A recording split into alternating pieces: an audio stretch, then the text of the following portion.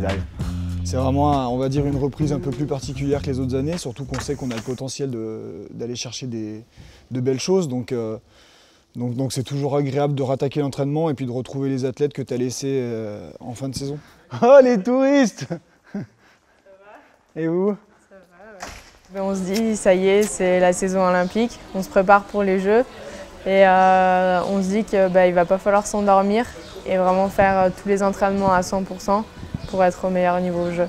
Là, quand tu entends qu'il y a les Jeux, tu es repris dans le groupe, tu travailles comme un fou, quoi. Ça te surmotive. Je ne suis pas dans ceux qui ont fait les meilleurs résultats.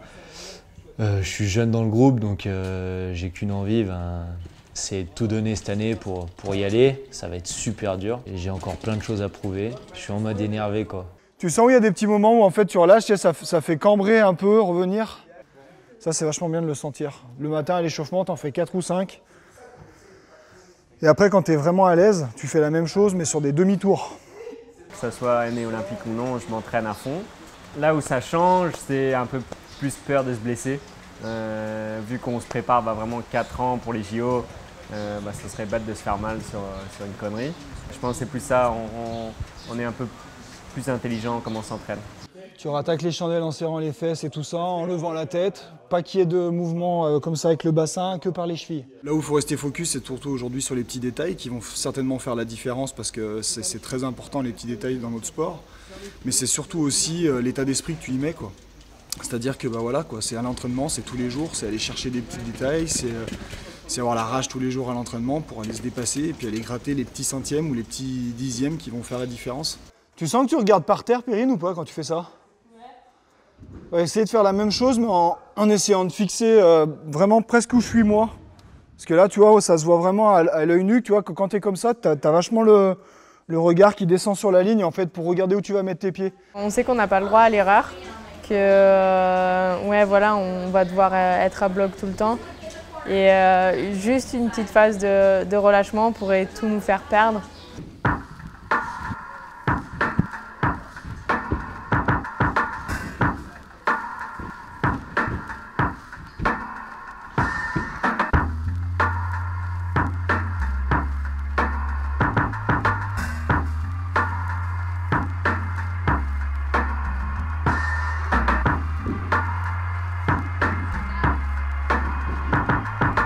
Je pense qu'une médaille olympique, elle se gagne surtout à l'entraînement.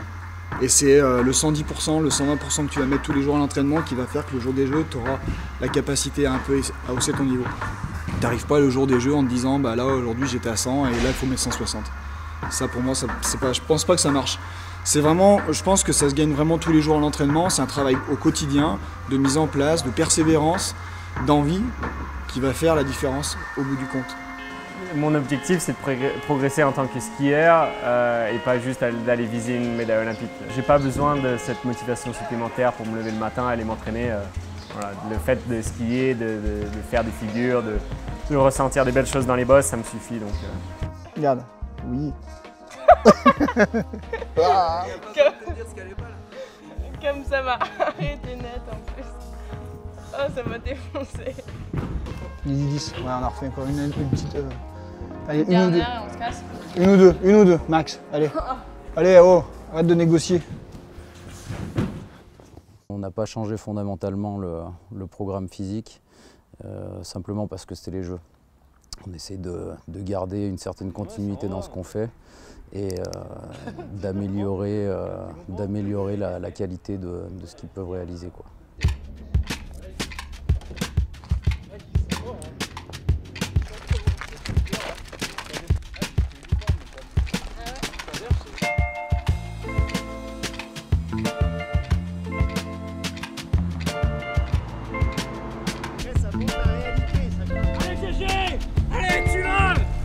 Le physique, la muscu encore, ça me dérange pas. Mais ouais, le vélo c'est long, c'est dur, ça fait mal aux jambes, ça fait mal aux fesses. Moi je pars du principe qu'en fait, peu importe ce que tu fais, que tu mettes en place tous les jours, il faut que inconsciemment ou consciemment tu te dises que ça a un but particulier pour aller chercher ou alors aller t'aider à atteindre l'objectif que tu t'es fixé. Tu viendras, le prêtre il est devant, dis-lui du col. Hein. Je me donne à fond pour tout aimer, quoi. plus jeune, j'avais du mal sur plein de trucs, mais là, j'ai vraiment les crocs, j'ai envie d'être bon partout. J'ai vu des gars skier tellement bien, j'ai envie d'être comme eux, skier aussi bien, voire bien mieux, être meilleur, et du coup, j'aime tout.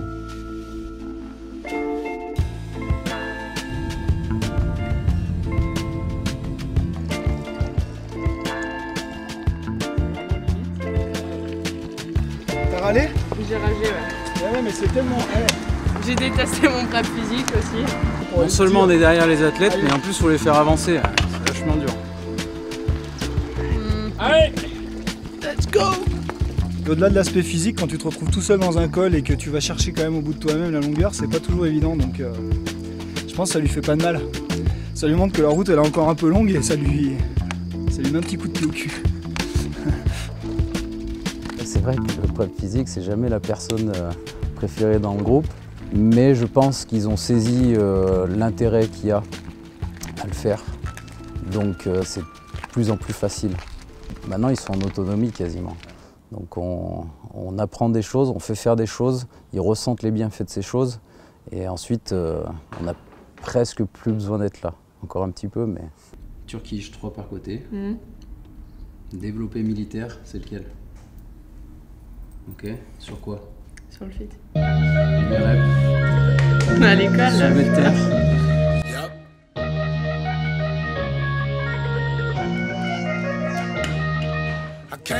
Il y a un côté freestyle qu'ils ont un petit peu dans l'état d'esprit, mais qui finalement n'ont pas du tout au travail.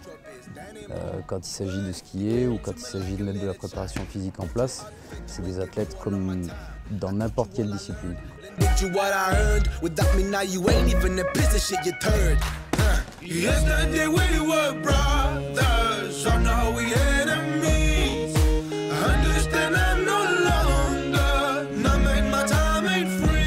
dernières années, il y a un profil qui se dégage d'athlètes relativement fins, en tout cas affûtés, capables d'aller très vite, avec des vitesses de pied et une dissociation qui est infaillible. On a cette qualité qu'il faut avoir, un rapport poids-puissance très intéressant. On est sur un profil d'athlète qui est très complet quand même.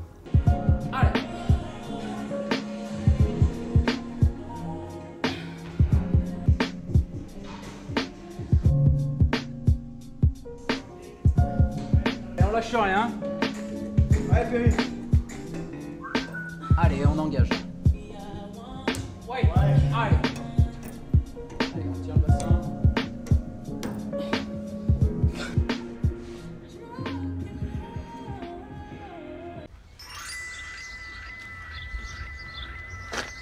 Attention, plus qu'une minute.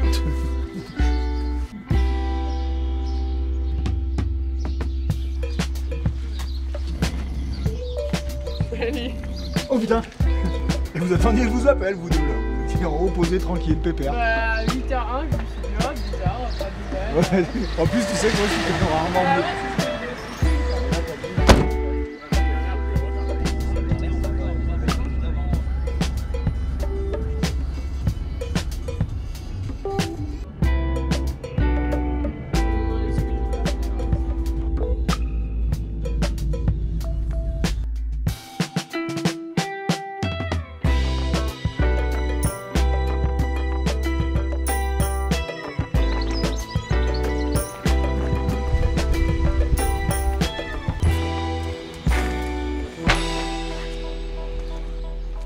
Je suis un peu broken life.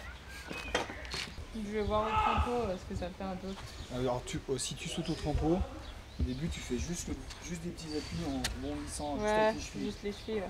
Bah, en fait, la semaine dernière, on a fait une séance de cardio-vitesse en passant par-dessus des haies. Elle s'est malheureusement tordue un peu la cheville. Donc là, je pense que cette semaine, on va y aller un peu mollo avec la préparation physique et on va surtout mettre l'accent sur le saut au water en espérant que ça lui fasse pas trop mal quand elle va serrer les crochets des chaussures, mais bon. Bah, c'est plus flippant là. J'espère que ça va passer quoi. Ça va pas me faire mal sur les réceptions. On va mettre les bulles pour que ça amortisse plus le choc. Mais bon, il y a moyen que ça tape un peu quoi.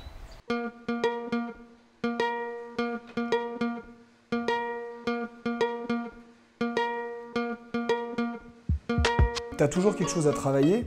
Un garçon comme Benjamin, par exemple, on voit qu'il exécute des nouveaux sauts et il a besoin de le faire sur l'eau. Les filles, elles sont en pleine progression, elles sont en train de mettre des sauts un peu avec la tête en bas, avec des vrilles aussi à l'intérieur, elles ont besoin de prendre des points de repère. Et le fait de travailler ça sur l'eau, ça permet d'avoir un peu de recul et puis surtout dans ta tête, inconsciemment, de te dire qu'il y a quand même moins de prise de risque. Une normale, un toc, un 3-6, un 7-20, 10 spins. Après.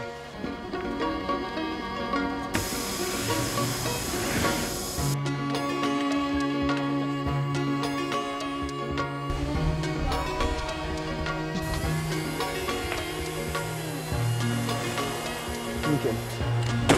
Il aurait pu faire un 1080 facile.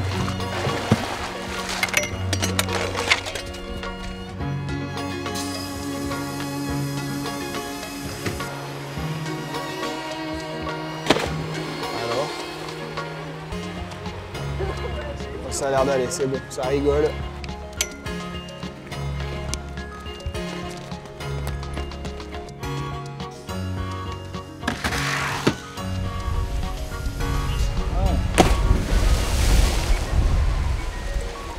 Pas dégueu, hein?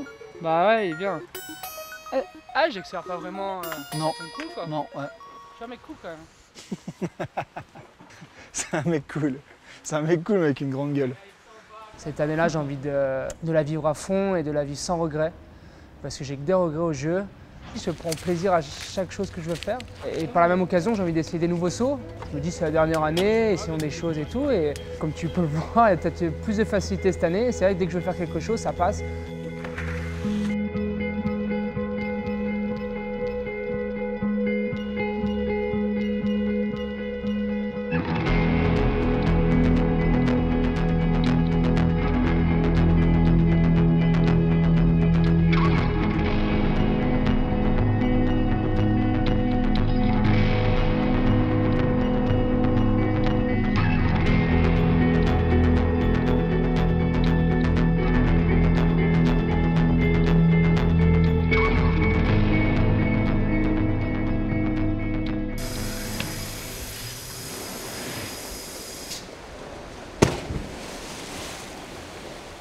T'as toujours ces skis un peu orientés à gauche, tout le temps.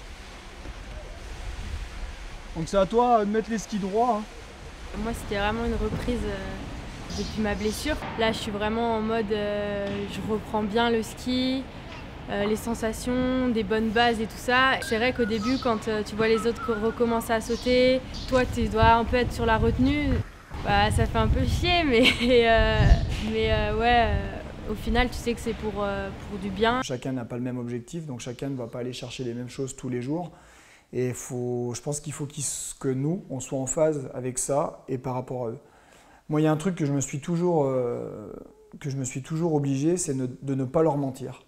Je suis une victime, je me laisse faire. Et comme ça. Ouah, ça veut dire quoi ça? Bah oui, je sais bien que tu le sens pas, mais change quelque chose. Tu te mets un quart, tu te mets un côté, tu te mets un ceci, tu te mets un cela, c'est pas grave. Tu es là pour apprendre, il y a les bubbles qui sont en dessous. Voilà, tu crains rien. Ouais. Ok? Allez, on y croit là, on se fait confiance.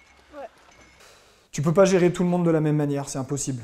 Alors l'objectif commun, c'est les Jeux Olympiques, mais l'objectif individuel, il est différent pour chaque personne. Donc il faut bien séparer les choses.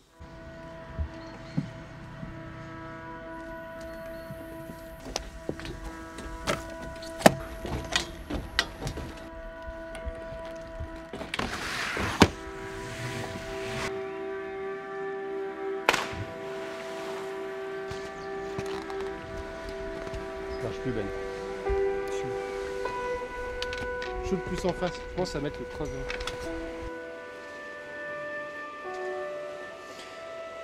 Tu vois, je trouve que par rapport à ce que tu as fait juste en fin de semaine, tu vois, là tu penses trop à la vrille. Tu vois, tu relâches un peu les jambes, du coup les pieds ils montent. Sois bien solide, viens rencontrer jambes tendues au bout du tremplin. Je suis quasiment sûr que tu sens pas bien la rampe. Quand ça marche bien, c'est de l'euphorie, et puis quand ça marche pas, c'est des prises de tête. Donc ce que j'ai souvent vu et appris à faire, c'est à laisser un peu de mou dans tout ça, à attendre que la tempête passe un petit peu. On va essayer d'avoir des mots justes sur le coup, mais je sais que ça marche pas forcément tout le temps.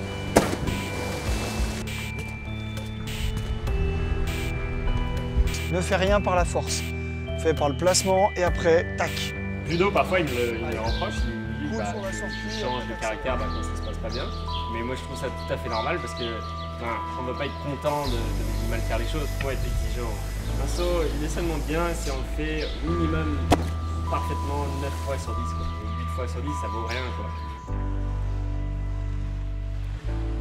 Ils sont hauts ces yeux là quand tu pars. Mais c'est des champions, donc ils ont leur caractère, il faut faire avec. Voilà, donc, et c'est même bien qu'ils aient ce caractère-là, parce que finalement, s'ils s'en foutaient en bas de la piste, ça veut dire que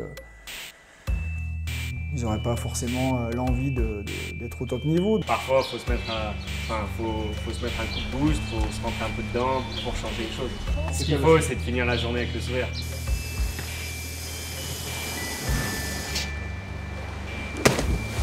C'est nickel celui-là.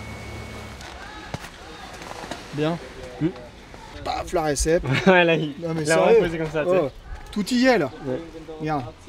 Je pense honnêtement que c'est le plus beau que tu aies fait depuis maintenant. Ouais.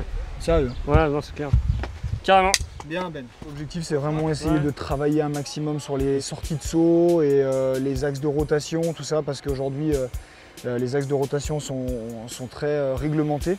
Ça se travaille tous les jours à l'entraînement. C'est entre 40 et 50 sauts par jour, donc sur une semaine, ça fait quand même beaucoup de sauts à répétition par journée. En règle générale, je note les séances à faire journalièrement, ce qui a besoin de travailler, juste les petits détails. Je mets une conclusion en fait de chaque journée. C'est un peu comme un journal intime en fait, ça me donne des points de référence pour pouvoir être super précis sur les skis et notamment sur Tignes quand ça va arriver.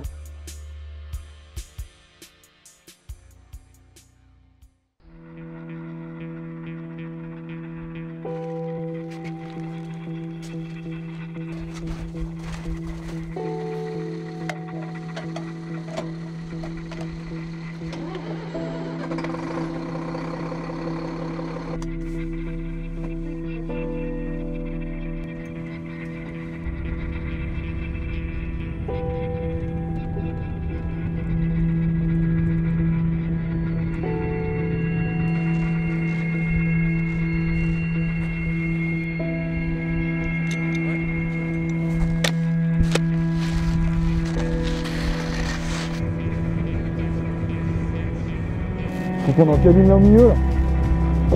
Alors relève un petit peu, encore, monte. Lève.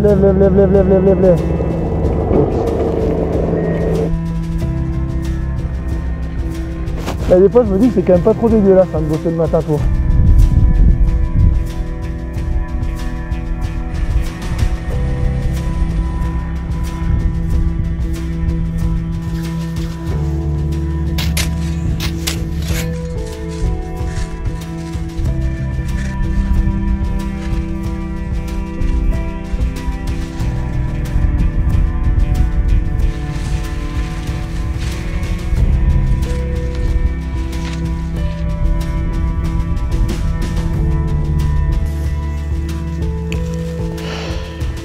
Ce matin on y est, c'est bien d'être fini.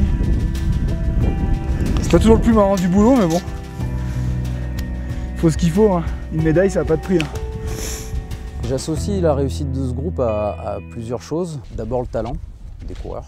Une des deuxièmes clés, c'est la passion de Ludo, je pense, qui est vraiment motrice dans cette volonté d'aller chercher les choses. Et du coup, je pense que ça réunit, serre les liens, parce qu'on se sent tous dans le même projet. Direct quand je suis arrivé, il y a eu des super ententes. Il n'y a pas eu de clan ou de trucs du genre. C'était vraiment une équipe de potes qui part tout démonter en compète, quoi. Moi le premier, j'ai été surpris quand je suis arrivé dans ce groupe. On m'a dit bon, on va aller faire les courses.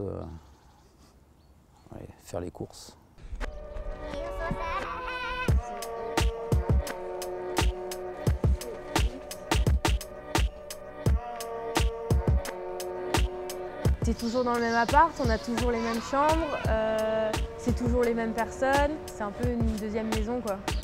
C'est un choix perso, mais c'est aussi un choix monétaire, c'est-à-dire qu'aujourd'hui on n'a pas les moyens de pouvoir aller à l'hôtel et et de mettre les pieds sous la table, on va dire. C'est difficile et étonnant au départ, parce que pour un sport de haut niveau olympique qui plus est, je ne suis pas sûr que toutes les disciplines aient l'habitude de ce fonctionnement. Mais au final, ça apporte une cohésion et des rapports humains qu'on trouve nulle part ailleurs. C'est quelque chose que je ne changerais absolument pas, même si j'avais les moyens. Tout simplement parce que ça fait partie des valeurs de la vie, et puis ça fait partie des valeurs d'un groupe. Et là, c'est du vrai vivre ensemble, apprendre à être en collectivité. Alors des fois, c'est pas évident, des fois, tout le monde n'est pas de bonne humeur. Mais au bout d'un moment, on apprend à connaître les gens, à connaître leurs forces, leurs faiblesses et à se nourrir de ça pour ce projet. Même si c'est vrai qu'au bout d'une année complète passée ensemble, il y a des moments où on ne peut plus trop se supporter.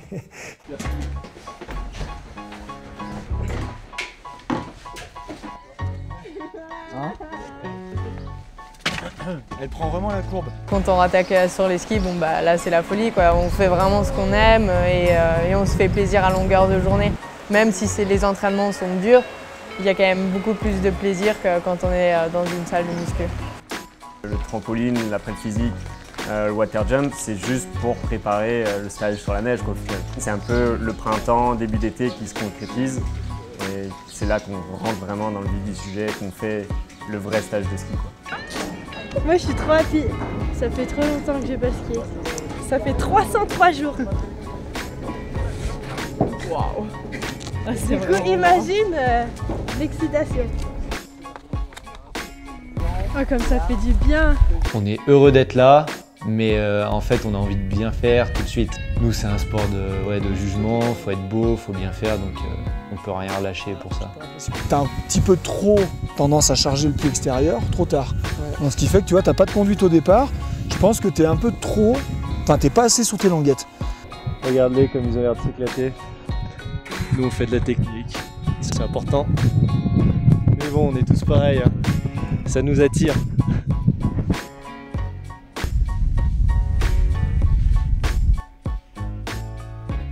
Tu sais, souvent quand tu finis ton virage dans les bosses, vu que ton haut du corps accompagne un peu, il y a des moments sur les virages d'après, tu vois, on voit le bras qui revient. Tu te souviens de ça? Tu vois? Nous, ce qu'on cherche à faire aujourd'hui, c'est avoir vraiment ce mouvement qui fait ça. Et je veux que les skis fassent comme ça.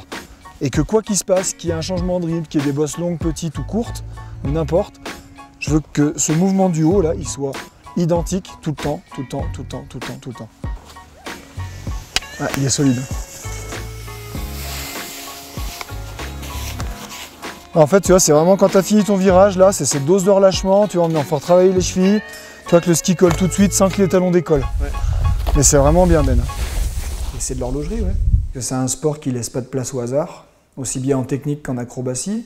C'est vrai que quand les gens regardent le ski de boss à la télé, ils se rendent pas forcément compte, mais par exemple sur le saut du bas, ils se retrouvent souvent entre 6 et 8 mètres au-dessus du sol, sur une parabole qui fait 20 mètres de long, quoi.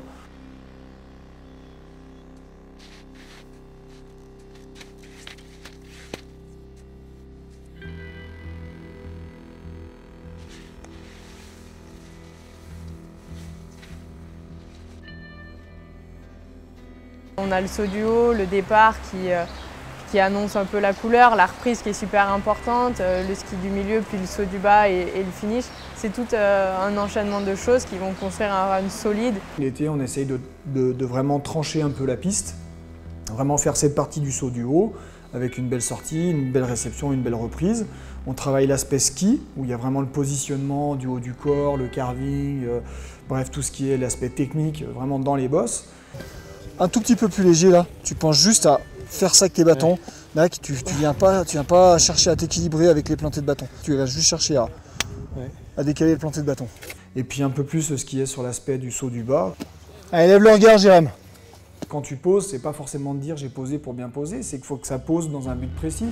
Poser pour bien rattaquer et puis faire l'impression que tu as envie de donner, c'est-à-dire d'un skieur solide qui pose, qui maîtrise son sujet pour que les juges soient en bas et se rendre vraiment compte que ce que tu fais c'est solide et à ce moment-là ça paye.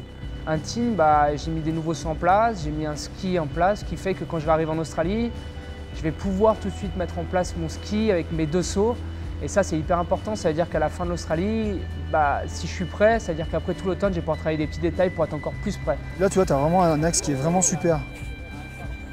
Putain, il est pas loin là. Ouais, ouais, il est pas loin. C'est pas loin du tout. Allez, Anto. Ouais, ça va le faire là. Il y a de la satisfaction parce que tu sais que ce qu'on est en train de mettre en place tous les jours, ça paye. Si l'athlète il arrive à la fin de la session d'entraînement d'été et puis qu'il se dit bon, j'ai plaqué ce que j'avais à faire, j'ai pas de douleur, physiquement je suis bien, j'ai fait ce que j'avais à faire, le mec il repart, il est gonflé à bloc. On part en Australie sur un objectif qui est différent en ayant atteint l'objectif qu'on s'était fixé à cette période.